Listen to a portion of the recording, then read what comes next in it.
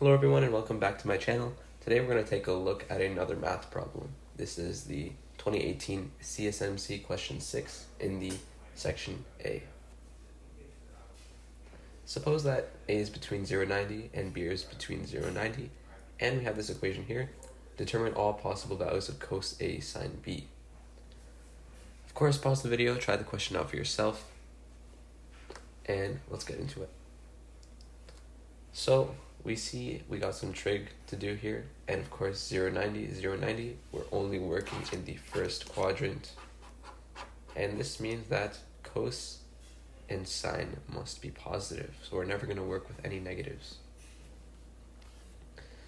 So we're not going to work with the trig yet though. We're actually going to work with the quadratic we have. We have this squared term, squared A, and we have the squared B term, and we also have an AB term.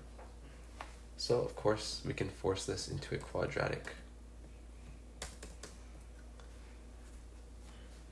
So we're going to let tan squared A be A and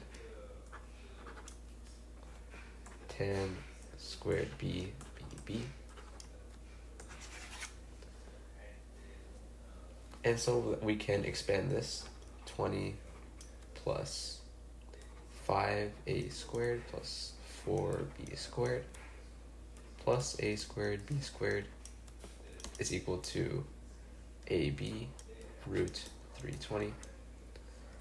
We're not going to turn this into a mixed radical just yet because sometimes when contests give you unsimplified numbers, they really want you to just work with those numbers because it might be easier. Hint, hint. So we have a lot of numbers of degree 2, and we can definitely force this into a quadratic because of this AB term. So right now I'm going to work with the a squared term. We can factor out, since we have two terms with a squared in it, we can actually factor out the a squared, and we have 5 plus b squared a squared minus b root 320 a. b root 320 a is the same as ab root 320. Just writing it in this form because we like the a squared and the a. And plus, let's factor out 4 in that. So then we end up with 5 plus b squared equals 0. And what do you notice? If we plug this into our quadratic formula, discriminant is going to have a 4ac. Remember, it's b squared minus 4ac. And this is our a term. This is our c term. So it's actually 4ac is going to be 5 plus b quantity squared. And since we're looking for real solutions to this quadratic, we're only going to be working with the discriminant. So let's keep pushing. Our discriminant is going to be 320 b squared. Notice how if we turn into a mixed radical, we would have had to calculate again that it's 320. So 320 b squared minus 5 plus b squared, but 4 times 4 is 16, so 16 5 plus b squared, quantity squared, and this is greater than or equal to 0. And we take out the 16 because both of these have a 16 in their factor, and 16 is 4 squared, so this really becomes root. We don't have to worry about the root right now. Becomes 20 b squared minus 5 plus b squared, quantity squared, greater than or equal to 0. And when we expand, we're going to eventually, I don't want to write everything out, but we're going to eventually get that b squared minus 5 is less than or equal to 0.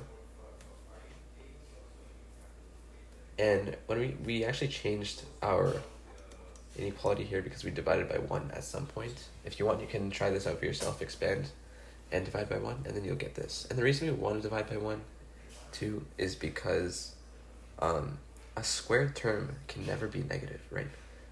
And if it's not going to be negative, and we have that it's less than or equal to 0, it can't really be less than 0, so it must be equal to 0, because that's the only other way this can work.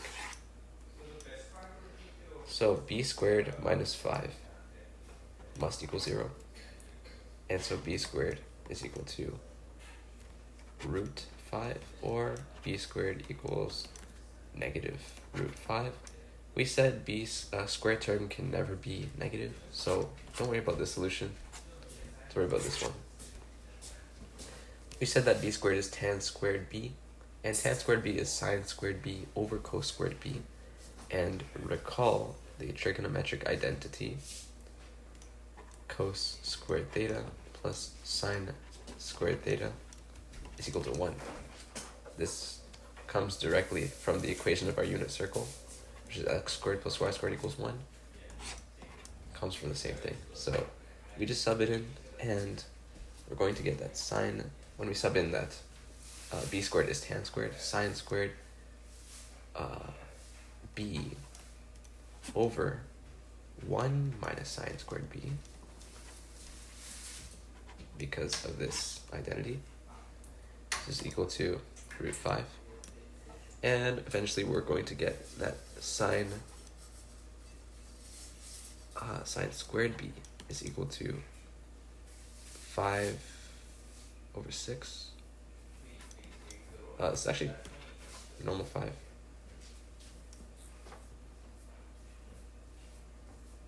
So this is actually not a square, right? Because we're getting solutions for b. But b squared is going to be 5. So sine squared b is 5 over 6. So sine b is equal to plus or minus root 5 over 6. We don't worry about the minus because we're only working in the first quadrant. So sine b must equal to positive 5 over 6. Now that we have our sine b, we can go and chase for sine a. Right, so from our quadratic, we can actually rewrite in terms of b squared. We're just going to go through the same steps, and eventually we're going to get that cos a is equal to root 1 over 5. And we really just went through the same steps, but it was much quicker since we already knew how to do it from the start. And we're going to get 1 over root 5 for cos A, and sine B we said was root 5 over 6. And that becomes root 1 over 6 equals root 6 over 6. So that's our answer.